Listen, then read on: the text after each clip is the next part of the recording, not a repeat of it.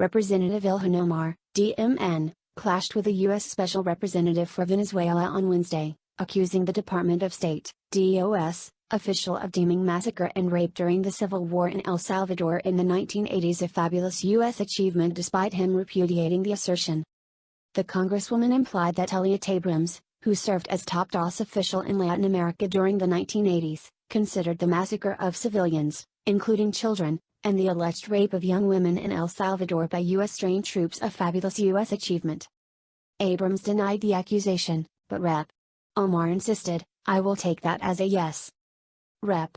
Omar grilled Abrams over the U.S. military's role in Latin America in the 1980s during a House Foreign Affairs Committee hearing on Venezuela Thursday. Omar did not ask any substantive questions about the current situation in Venezuela, instead repeatedly comparing it to 1980s El Salvador.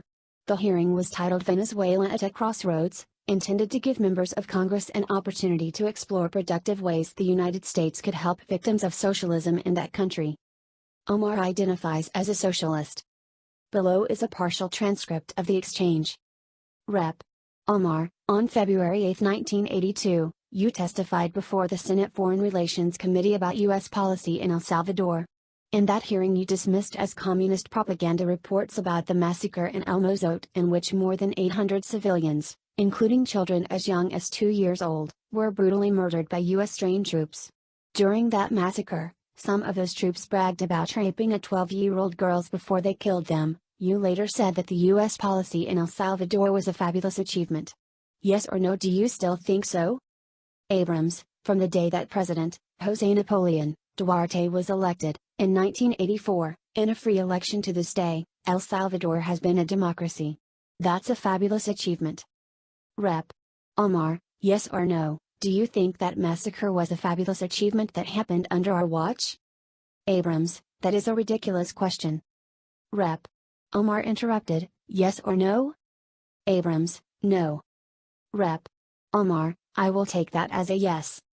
Abrams, I am not going to respond to that kind of personal attack, which is not a question. Rep. Omar went on to suggest that Abrams would support an armed faction within Venezuela that engages in war crimes, crimes against humanity, or genocide if he believed it would advance U.S. interests, claiming that is what he did in Guatemala, El Salvador, and Nicaragua. I am not going to respond to that question, a seemingly annoyed Abrams replied when asked if he would support such an armed group. The entire thrust of American policy in Venezuela is to support the Venezuelan people's effort to restore democracy to their country, the state official concluded. Abrams dismissed as a personal attack Omar questioning his credibility over his pleading guilty in the early 1990s to misdemeanors for withholding information from Congress during the Iran-Contra scandal in the 1980s.